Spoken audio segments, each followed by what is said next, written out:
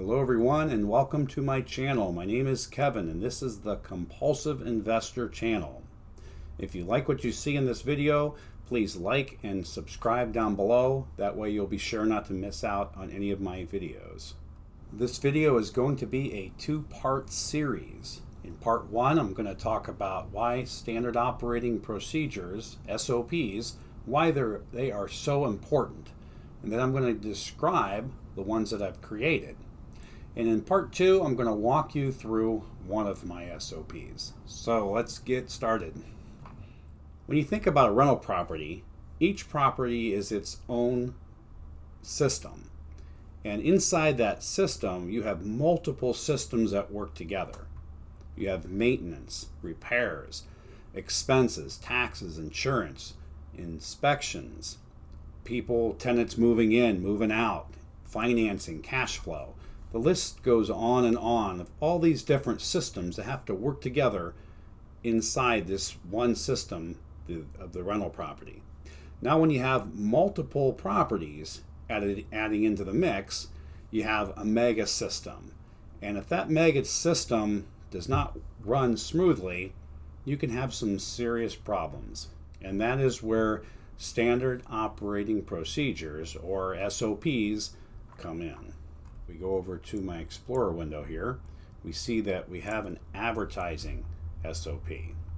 So when I get a notice from a tenant that they're going to be moving out, or maybe I'm just about finished doing a rehab on a new property, I'm going to want to get that property listed and advertised and start pre-screening my tenants. So I have a system set up that I do this the same way every time.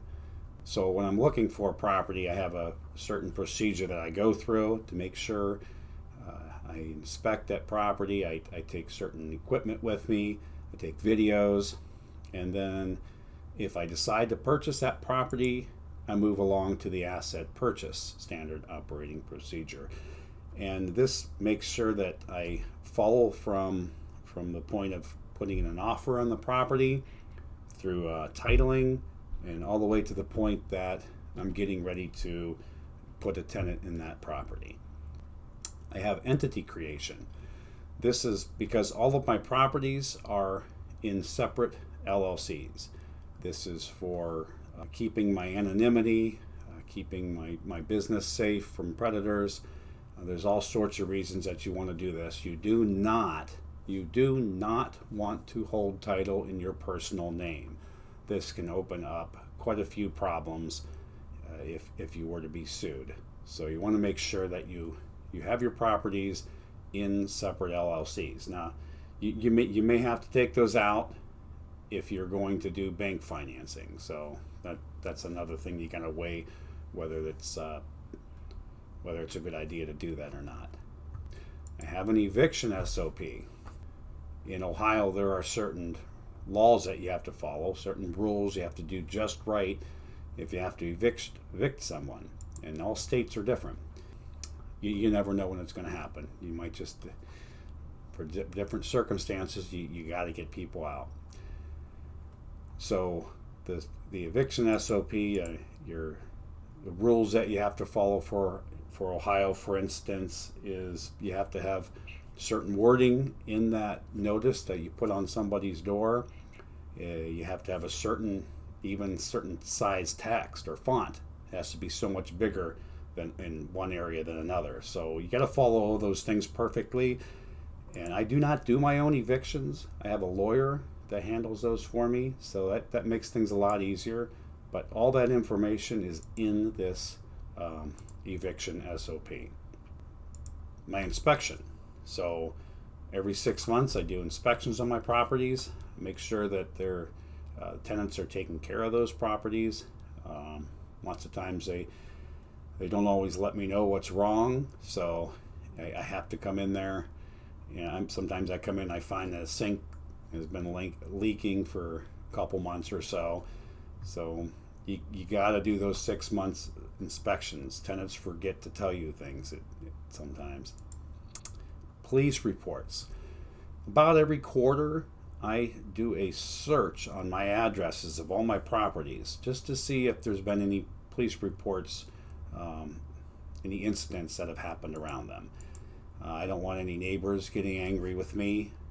I don't want other tenants. I have some multi-unit properties. I don't want one tenant getting upset because I didn't take care of a problem.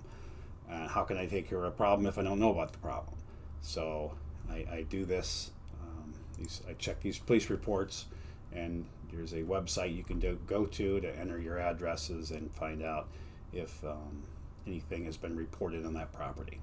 I have a property turnover SOP, and this kind of works hand in hand with the one I'm going to be doing an illustration on here. I'm going to be walking through the tenant turnover, tenant leaving SOP. So sometimes I get a notice that the tenant's going to be moving out. I have to start listing that property. I have to get the next tenant ready to move into it, get the property ready. So these two kind of work hand in hand. As soon as I rehab a property, a new property, I want to refinance it. Most of the time I do a refi on that property so that I can pull my money out of it and put it into the next property. That's what the goal is. So I use certain lenders for that, and they're all listed in this seasonal maintenance. This is just things that I do sometimes once or twice in the summer, trimming bushes, trees, putting weed killer around foundations and driveways. And this is just to make sure I remember which properties I've done them to and which ones need to be done regularly more often. I have a template one. This is obviously for creating a new procedure. Sometimes I find something that could be done better a certain way, so I create a new SOP for that. Tenant screening. I'm going to do another video on that in the future because this is so important. I have a company that I do screenings, that do my screenings, I mean, but I also do my own separate screening, and I'll explain why I do that. There are things that the companies that you pay for that they can miss, and there's procedures that I've come up with that catch a lot of those things. So I do a separate screening. I would much rather be safe than sorry than have the wrong person in there and have to go back to this eviction SOP. Utility reminder. This is mostly with Dominion Energy. They'll send me a little card out if my tenant is late with the gas, or if it's in danger of being shut off. And there's a number of reasons that this happens, that tenants get behind. But I take those cards, rather than ignoring them, I send a text to my tenants and just saying, hey, just got a card that the gas is going to be shut off on such and such date.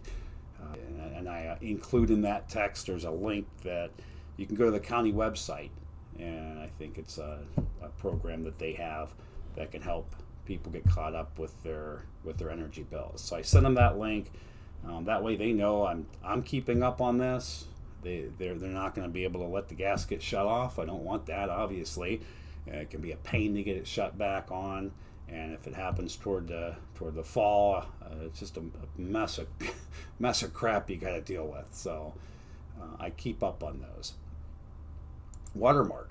This is for all of my pictures. I have a procedure that I use. I have a business phone number that I use for this, and I put these on all of my pictures that I advertise with.